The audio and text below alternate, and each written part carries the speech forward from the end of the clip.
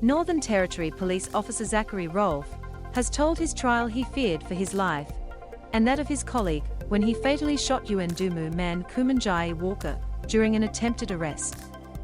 Key points. On his second day on the stand, Constable Rolfe gave his account of the fatal in November 2019.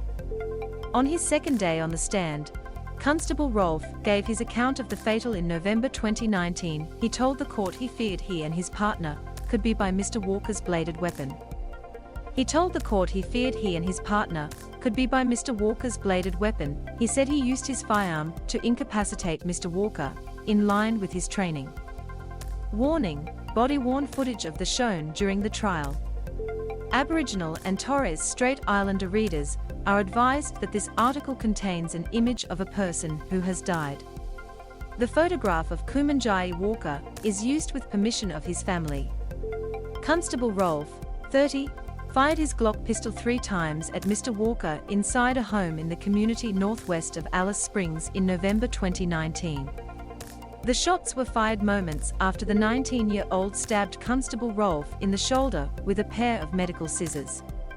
Constable Rolfe has pleaded not guilty to and 2 alternative charges in relation to the second and third shots, which the prosecution says were not legally justified. During his second day on the stand in the NT Supreme Court, Constable Rolfe continued his account of what took place after he and Constable Ebel confronted Mr. Walker inside the house. Under questioning from his defense barrister, who replayed the body-worn footage to the court, Constable Rolfe said Mr. Walker began resisting when told to place his hands behind his back, and then attacked the officers. "I saw him holding a blade in a dagger-like grip, and then he stabbed me in my left shoulder," he told the court. "As soon as I saw him with the blade, I immediately feared for my life." Constable Rolfe said he then reached for his gun and found Mr. Walker's hand on it, and as he stepped back, saw the 19-year-old's attention switch to his fellow officer, Constable Adam Ebel. M to mute, left and right arrows to seek, up and down arrows for volume. Watch 2 minutes 29 seconds 2 minutes and 29 seconds vision from Constable Rolfe's body-worn camera played in the NT Supreme Court. He said he immediately feared for Ebel's life and believed Mr. Walker was trying to stab his partner, who was not wearing body armor. "So I drew my Glock, and when it was safe to fire, still fearing for Ebel's life, I fired 1 round into the center of mass of Kumanjayi," he said. He told the court he was following his training to aim at the biggest target you have by firing at Mr. Walker's torso, and that he was trained to continue firing until we achieve incapacitation.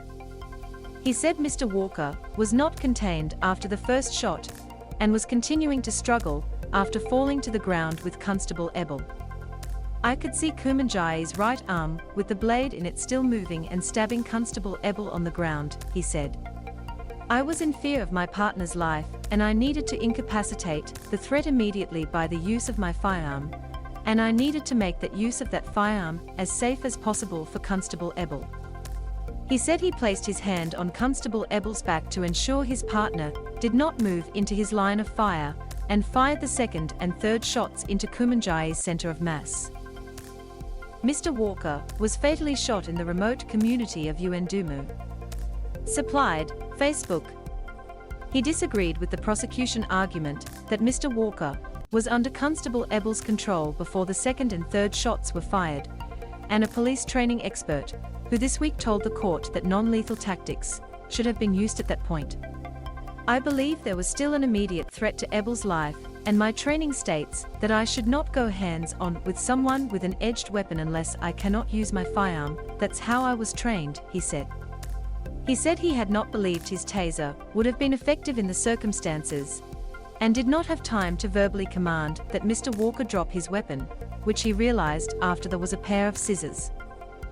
Describing the exchange between himself and Constable Ebel after the shots were fired, Constable Rolfe said he thought his partner was in a heightened state, and that needed to explain that Mr. Walker had been shot. Constable Ebel is heard on the body-worn vision saying, "Did you fuck?" In response, Constable Rolfe says, "It's all good, he was stabbing me. It's all good, he's got scissors in his hand. He was stabbing me, he was stabbing you. Cross-examination by prosecution begins. Under cross-examination from the prosecution, Constable Rolfe agreed that firing the second and third shots at close range could impact Mr. Walker's vital organs and likely cause death or serious harm. Crown Prosecutor Philip Strickland SC noted that after being shot, Mr. Walker was crying out for his adopted mother Leanne. Mr. Strickland asked Constable Rolfe if he thought the injured man was in agony. Yes, he seemed to be in pain, Constable Rolfe said. He was also asked if he enjoyed the adrenaline and the excitement of deployments with the Alice Springs-based Immediate Response Team, IRT, which was sent to Yuendumu on the day of the. Constable Rolfe replied, "No, it was work. I enjoyed my work in general." Constable Rolfe was deployed to Yuendumu from Alice Springs on the day of the. Hamish Harty, a former soldier who served in Afghanistan prior to joining the police force in 2016, Constable Rolfe told the court that he applied to join the Special Air Service (SAS) unit within the Australian Defence Force in 2018. "To be honest, at that point in time, I was in a bit of a rut in the police force, and I was looking at other career paths," he said. He rejected Mr. Strickland's suggestion that he was keen to be deployed to Yuendumu after watching a video of Mr. Walker threatening local officers with an axe several days before the. "I was indifferent. If I got called up, I would have accepted.